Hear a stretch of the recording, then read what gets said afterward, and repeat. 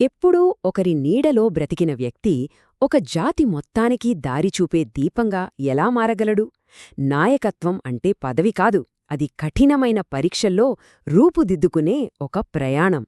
ఈరోజు మనం ఒక అనుచరుడిగా మొదలై ఒక గొప్ప నాయకుడిగా ఎదిగిన యెహోషువ అద్భుతమైన కథను చూద్దాం. అసలు ఒక గొప్ప నాయకుడు ఎలా తయారవుతాడు? పుట్టుకతోనే ఆ లక్షణాలు వస్తాయా? లేక ఊహించని సవాళ్లు ఎదురైనప్పుడు భయంతో వణికిపోతున్నా సరే బాధ్యతను స్వీకరించడం వల్ల తయారవుతారా? ఈ ప్రశ్నే యెహోషువ కథకు గుండెలాంటిది. సరే, కథలోకే వెళ్దాం. 40 సంవత్సరాలుగా ఇశ్రాయేలీలను నడిపించిన మహానాయకుడు మోషే ఇప్పుడు లేడు. ఆయన మరణించాడు.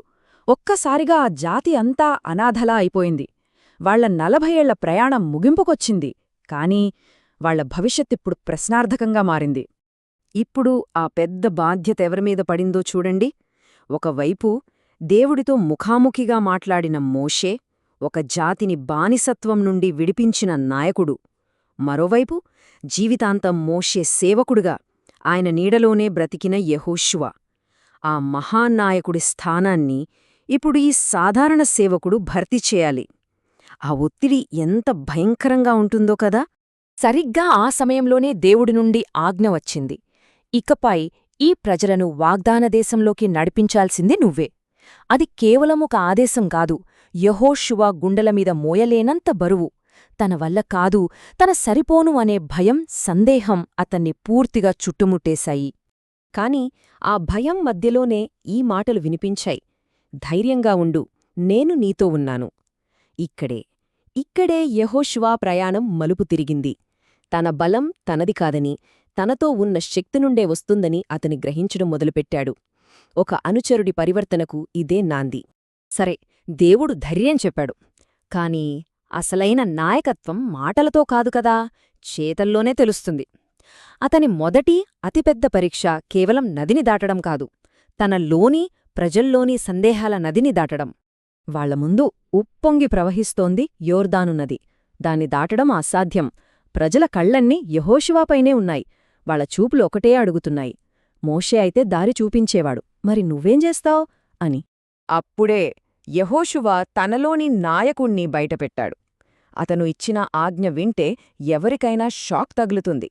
దేవుని మందసాన్ని మోస్తున్న యాజకులారా, ఉధృతంగా పారుతున్న ఈ నదిలోకి నేరుగా నడవండి. ఆ నీటి మధ్యలో స్థిరంగా నిలబడండి. ఇది ఆత్మహత్య చేసుకోవడంలా ఉంది. కాని ఇదే నాయకుడుగా అతని మొదటి అడుగు. ఆ అసాధ్యమైన ఆజ్ఞను వాళ్లు పాటించారు. యాజకులు నదిలో అడుగు పెట్టారో లేదో, ఆ క్షణంలోనే ఉధృతంగా పారుతున్న ప్రవాహం ఆగిపోయింది. యెహోషువ విశ్వాసం, అతని ధైర్యమైన నిర్ణయం ఒక అద్భుతాన్ని సృష్టించింది. ఆ రోజు ప్రజలకొకటి స్పష్టంగా అర్థమైంది: తమ కొత్త నాయకుడు కూడా దేవుని చేత నడిపించబడుతున్నాడని. లీడర్షిప్ జర్నీ అంటే ఎప్పుడూ విజయాలే ఉండవు. అది విచిత్రమైన విజయాలు, గుండెలు పిండే పరాజయాల మిశ్రమమన్నమాట. యెహోషువ ప్రయాణంలో అసలైన పాఠాలు ఇక్కడే మొదలయ్యాయి. యోర్దాను దాటిన తర్వాత వాళ్ల ముందున్నది యెరికో. దాన్ని ఓడించడం అసాధ్యమనే పేరున్న ఒక పెద్ద కోట. దాని ఎత్తైన గోడలు చూస్తేనే భయం పుట్టేలా ఉన్నాయి.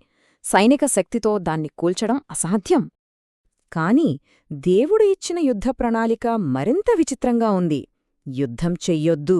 నగరం చుట్టూ రోజూ ఒకసారి మౌనంగా ప్రదక్షిణ చెయ్యండి. 7వ రోజున 7 సార్లు తిరిగాక అప్పుడు గట్టిగా కేకలు వెయ్యండి. ఇదేం స్ట్రాటజీ? ఒక సైనిక నాయకుడుగా ఇలాంటి వ్యూహాన్ని గుడ్డిగా నమ్మడం ఎంత కష్టమో ఆలోచించండి. ఇక్కడ చూడండి, 6 రోజుల పాటు ప్రతిరోజూ మౌనంగా నడవడం, ఆ నిశ్శబ్దములో సైనికుల మధ్య ఎంత ఉద్రిక్తత పెరిగి ఉంటుందో, యెహోషువ మీద ఎంత ఒత్తిడి ఉండి ఉంటుందో మనం ఊహించవచ్చు. ఇక 7వ రోజు రానే వచ్చింది. 7 ప్రదక్షిణలో పూర్తయ్యాయి. నగరం చుట్టూ లక్షలాది మంది ప్రజలు పూర్తి నిశ్శబ్దంలో ఒక్క ఆజ్ఞ కోసం ఎదురుచూస్తున్నారు. అప్పుడు యెహోషువ గొంతు విప్పాడు. కేకలు వెయ్యండి. ఆ ఒక్క మాట 6 రోజున నిశ్శబ్దాన్ని బద్దలు కొడుతూ ఒక ఉప్పెనలా మారింది. ఆ మరుక్షణమే ఆకాశాన్ని తాకుతున్న యెరికో గోడలు పేకమేడల్లా కూలిపోయాయి.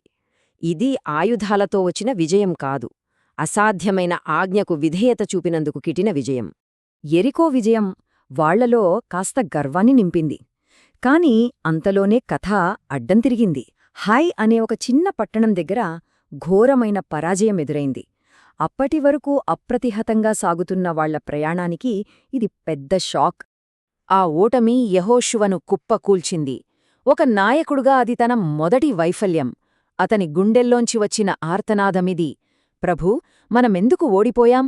విజయాన్ని హ్యాండిల్ చేయడం సులభమే, కాని ఓటమిని ఎదుర్కోవడమే నాయకుడికి అసలైన పరీక్ష. ఇక్కడే యెహోషువ ఒక అమూల్యమైన పాఠం నేర్చుకున్నాడు. సమస్య బయట ఉన్న శత్రువు కాదని, తమలోనే ఉన్న పాపమని దేవుడు చెప్పాడు. విజయమనేది సైనిక శక్తిమీద కాదు, నైతిక సమగ్రత మీద ఆధారపడి ఉంటుందని అతను గ్రహించాడు. సంవత్సరాలు గడిచిపోయాయి.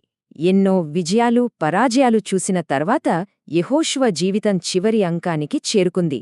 ఇప్పుడు అతని ముందున్నది తన వారసత్వాన్ని నిర్ధారించే ఒక చివరి ఎంపిక. వృద్ధుడైన యెహోషువ తన ప్రజలందరినీ చివరిసారిగా సమావేశపరిచాడు.